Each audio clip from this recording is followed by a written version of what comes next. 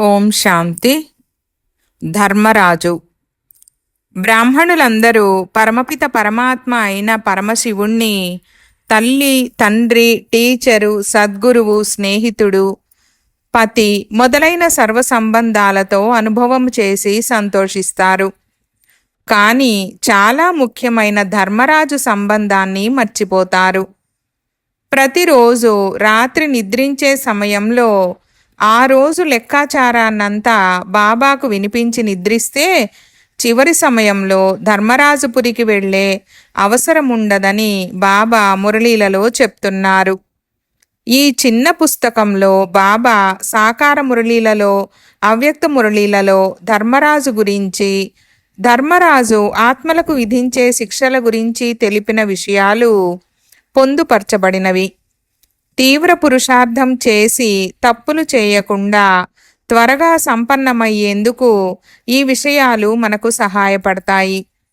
కనుక సూక్ష్మ శిక్షల నుండి రక్షింపబడేందుకు బాబా చెప్పిన విషయాలను బాగా చదివి అర్థం చేసుకొని శిక్షింపబడకుండా ధర్మరాజు ఎదుట తల ఎత్తుకొని పరంధామానికి వెళ్ళండి. మధువనంలో స్పార్కు వారు హిందీలో అందించిన ధర్మరాజు పుస్తకాన్ని ఇక్కడ మీకు తెలుగులో అందిస్తున్నాము.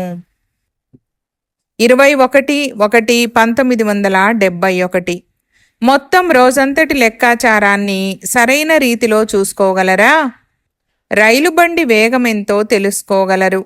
బాబ్దాదా సంస్కారాలతో మేల్ చేసి పోల్చి చూసుకోవాలి. మీలో ఎవరైతే సాకారంలో తోడుగా ఉండి ఒక్క సెకండు సంకల్పాలను, సంస్కారాలను అనుభవం చేశారో వాటితో పోల్చుకోవాలి. ఇతరులనైతే బుద్ధియోగము ద్వారా ఆకర్షింపవలసి ఉంటుంది. మీకైతే కేవలం మీ బుద్ధి నేత్రము ఎదురుగా తీసుకురావలసి ఉంటుంది. అందుకు సంకల్పాలను, సంస్కారాలను కలుపుకుంటూ ఉండాలి. సమయాన్ని నష్టం చేసుకోరాదు. ఏం చెయ్యాలో, ఏం చెయ్యరాదో వెంటనే నిర్ణయించాలి. అలా చేస్తూ ఉంటే సమయము పొదుపవుతుంది. బుద్ధిశక్తి ఏదైతే నష్టమవుతుందో అది కూడా పొదుపవుతుంది. మీ పురుషార్థంతో సంతుష్టంగా ఉన్నారా?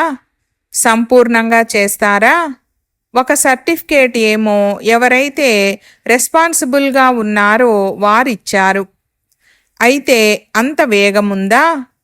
కనుక లోక్ పసంద్ అయ్యారు. మీ రచనను కూడా సంతుష్టంగా ఉంచాలి. సంతుష్టంగా ఉన్నారా లేదా అన్న విషయాన్ని వారి నడవడిక నుండే గ్రహించాలి. ఎవరైనా మధువనానికి వచ్చినప్పుడు నిమిత్త అక్కయ్యల ద్వారా మీ సర్టిఫికేట్ తీసుకోండి. ఈ సర్టిఫికేట్లన్నీ ధర్మరాజుపురిలో పనికి వస్తాయి. దారిలో కారు నడిపే వారికి సర్టిఫికేట్ ఉన్నట్లయితే దానిని చూపించడం ద్వారా మార్గాన్ని ఎలా దాటుకుంటారో అలా ధర్మరాజుపురిలో కూడా ఈ సర్టిఫికేట్లు పనికి వస్తాయి. కావున ఎన్ని వీలైతే అన్ని సర్టిఫికేట్లను తీసుకుంటూ ఉండండి. ఎందుకంటే ట్రిబ్యునల్లో కూడా ఈ మహారథులే కూర్చుంటారు. అప్పుడు ఈ సర్టిఫికేట్లు పనికి వస్తాయి. ఇక్కడి నుండి సర్టిఫికేట్లు తీసుకువెళ్లడం ద్వారా ఇతర ఆత్మలను సంతోషపరిచే విశేషత వస్తుంది. అనుభవీ సోదరీలు అనేక మందిని సంతృప్తపరిచే శిక్షణనిస్తారు. అనేక మందిని తృప్తిపరిచేందుకు యుక్తి సర్టిఫికేట్. 28/7/1971 ఎలాగైతే తండ్రి వచ్చి నిరాకార ఆత్మలనే చూస్తారో అలా తండ్రి సమానంగా అయ్యారా? సదా ఏదైతే శ్రేష్టమైన వస్తువుగా ఉంటుందో దానివైపే అందరి దృష్టి, వృత్తి వెళ్తుంది. కావున ఆ ఆకారం మధ్యలో శ్రేష్టమైన వస్తువేది? నిరాకార ఆత్మ. కనుక రూపాన్ని చూస్తారా లేక ఆత్మను చూస్తారా? ఎందుకంటే ఇప్పుడు అంతరాన్ని తెలుసుకున్నారు, మహామంత్రాన్ని కూడా తెలుసుకున్నారు, చూశారు కూడా. ఇక ఏం మిగిలింది? ఆ స్థితిలో స్థితమయ్యే విషయంలో అభ్యాసిగా ఉన్నారా? ప్రతి ఒక్కరూ తమ తమ అనుభవాన్ని వినిపించారు. అంతిమ సమయం వరకు మొదటి పాఠాన్నే అభ్యసిస్తూ ఉంటారని భావించాలా? చివరి వరకు అభ్యాసిగానే ఉంటారా లేక స్వరూపంగా కూడా అవుతారా? అంతిమములో ఎంత సమయానికి ముందు ఈ అభ్యాసము సమాప్తమవుతుంది? స్వరూపులుగా ఎప్పుడవుతారు? శరీరము వదిలే వరకు అభ్యాసులుగానే ఉంటారా? మొదటి పాఠము ఎప్పుడు సమాప్తమవుతుంది? చివరి వరకు అభ్యాసులుగానే ఉంటామని ఎవరైతే భావిస్తున్నారో వారు చేతులెత్తండి. ఆకారంలో నిరాకారాన్ని చూసే విషయాన్ని అనగా మొదటి పాఠం గురించి అడుగుతున్నారు. ఇప్పుడు ఆకారాన్ని చూస్తూ నిరాకారాన్ని చూస్తారా? ఎవరితో సంభాషిస్తున్నారు? నిరాకారునితో. ఆకారంలో నిరాకారము కనిపించాలి. ఇందులో చివరి వరకు అభ్యాసిగానే ఉంటే దేహీ అభిమానము లేక తమ వాస్తవిక స్వరూపంలోని ఆనందాన్ని, సుఖాన్ని సంగమయుగములో అనుభవం చెయ్యలేరు. సంగమయుగములోని వారసత్వాన్ని ఎప్పుడు ప్రాప్తి చేసుకుంటారు? సంగమయుగ వారసత్వమేది? అతీంద్రియ సుఖము. ఇది చివరి సమయంలో ఇక వెళ్ళేవారిగా ఉన్నప్పుడు లభిస్తుందా? ఆత్మిక స్వరూపులై నడవడం లేక దేహీలుగా అయ్యి నడవడం ఈ అభ్యాసము లేదా? ఇప్పుడు సాకారుని లేక ఆకారుణ్ణి చూస్తూ ఆకర్షణ దేహము వైపుకు వెళ్తూ ఉందా లేక ఆత్మ వైపుకు వెళ్తున్నదా? ఆత్మను చూస్తారు కదా. ఆకారునిలో నిరాకారుణ్ణి చూడటం ఇది ప్రాక్టికల్ మరియు న్యాచురల్ స్వరూపంగా అయ్యే తీరాలి. అంతవరకు శరీరాన్నే చూస్తారా ఏమిటి? సేవనైతే ఆత్మకే చేస్తారు కదా. భోజనము స్వీకరించే సమయంలో ఆత్మకు తినిపిస్తారా? దేహభావంలో తింటారా? మెట్లను ఎక్కుతూ దిగుతూ ఉంటారా? మెట్ల ఆట బాగుందనిపిస్తుందా? ఎక్కడం దిగడం ఎవరికి మంచిగా అనిపిస్తుంది? చిన్న చిన్న పిల్లలు ఎక్కడైనా మెట్లను చూశారంటే తప్పకుండా ఎక్కుతూ దిగుతూ ఉంటారు. చివరి వరకు బాల్యమే ఉంటుందా ఏమిటి? వానప్రస్థులుగా అవ్వరా? శరీరానికి వానప్రస్థ అవస్థ వచ్చినప్పుడు నెమ్మది నెమ్మదిగా బాల్య సంస్కారాలు తొలగిపోతూ ఉంటాయి కదా. కావున ఈ ఎక్కి దిగే బాల్యములోని ఆట ఎప్పటి వరకు ఉంటుంది? మీరు ఆకారంలో ఉంటూ నిరాకార అవస్థలో ఉన్నప్పుడు మాత్రమే సాక్షాత్కారమూర్తిగా కాగలుగుతారు. చివరి వరకు అభ్యాసిగా ఉండాలని భావించినట్లయితే ఈ మొదటి పాఠాన్ని పక్కా చేసుకోవడంలో ఢీలాతనము వచ్చేస్తుంది. అప్పుడు నిరంతర సహజ స్మృతి లేక స్వరూపస్థితి యొక్క సఫలతను చూడలేరు. శరీరాన్ని వదిలినప్పుడు సఫలురుగా అవుతారా? కానీ అలా కాదు. ఈ ఆత్మిక స్వరూప అనుభవాన్ని ముందే చెయ్యాలి.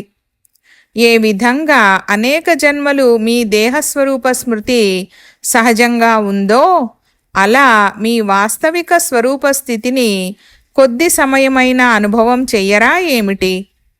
ఇది జరగాల. ఈ మొదటి పాఠము తప్పక పూర్తవుతుంది. ఈ ఆత్మాభిమాని స్థితిలో ఉన్నప్పుడే సర్వాత్మలకు సాక్షాత్కారాలు చేయించేందుకు నిమిత్తులుగా అవుతారు. కావున దీనిపై అటెన్షన్ ఉంచుకోవలసి ఉంటుంది. ఆత్మగా భావించడం ఇది మీ స్వరూప స్థితిలో ఉండడం కదా. బ్రహ్మకుమారులు లేక బ్రహ్మకుమారీలని అని ఉన్నప్పుడు బ్రహ్మబాబాను బ్రహ్మకుమారి స్వరూపాన్ని మర్చిపోతారా?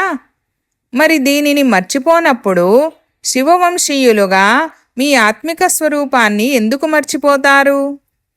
శివబాబా అన్నప్పుడు నిరాకార స్వరూపము మీ ముందుకు వస్తుంది కదా. కావున ఎలాగైతే బ్రహ్మకుమారుల స్వరూపము నడుస్తూ తిరుగుతూ పక్కాగా అయిపోతుందో అలా మీ శివవంశీ స్వరూపాన్ని ఎందుకు మర్చిపోతారు? బ్రహ్మకుమారులుగా అయిపోయారు, కానీ శివవంశీ స్వరూపముగా అంతిమంలో అవుతారా? బాబ్దాదా అని కలిపి అంటారా లేక విడివిడిగా అంటారా? మరి బాబ్దాదా అని కలిపి అంటున్నప్పుడు మీ రెండు స్వరూపాలు ఆత్మిక స్వరూపము మరియు బ్రహ్మకుమార స్వరూపము రెండూ స్మృతిలో ఉండవా? ఈ అభ్యాసము మొదటి నుండే పూర్తి ఉంటుంది. చివరి వరకు చేయాల్సిన చాలా విషయాలు ఉండిపోతాయి. వినిపించాం కదా, అంతిమ సమయంలో కొత్త కొత్త పరీక్షలు వస్తాయి. ఆ పరీక్షలలో పాస్ అయి సంపూర్ణత అనే డిగ్రీని తీసుకోవాలి. ఒకవేళ ఈ మొదటి పాఠమే స్మృతిలో లేనట్లయితే సంపూర్ణత డిగ్రీని కూడా తీసుకోలేరు. డిగ్రీ లభించకుంటే ఏమవుతుంది? ధర్మరాజు డిగ్రీ వెలువడుతుంది. కావున అభ్యాసాన్ని దృఢం చేయండి. ఉదాహరణకు, మొదటి వికారాన్ని పూర్తిగా సంకల్పంలో కూడా తొలగించేందుకు నిశ్చయించుకున్నందున అందులో చాలామంది విజయులుగా అయ్యారు కదా. మీ ప్రతిజ్ఞపైనే పూర్తి ఆధారముంది. ఏ విషయంలోనైనా దృఢంగా ప్రతిజ్ఞ చేస్తే ఆ ప్రతిజ్ఞ ప్రాక్టికల్ స్వరూపము తీసుకుంటుంది. ఇది అంతిమ కోర్స్ అని ఒకవేళ భావించినట్లయితే రిజల్ట్ ఏమవుతుంది? ఆచరణ ఉండదు, అభ్యాసం ఉండిపోతుంది. ఈ విషయాలను ముందే దాటాలి. ఒకవేళ చివరి వరకు క్రాస్ చేస్తూనే ఉంటే పూర్తి అతీంద్రియ సుఖ వారసత్వాన్ని ఎప్పుడు ప్రాప్తి చేసుకుంటారు? ఓం శాంతి.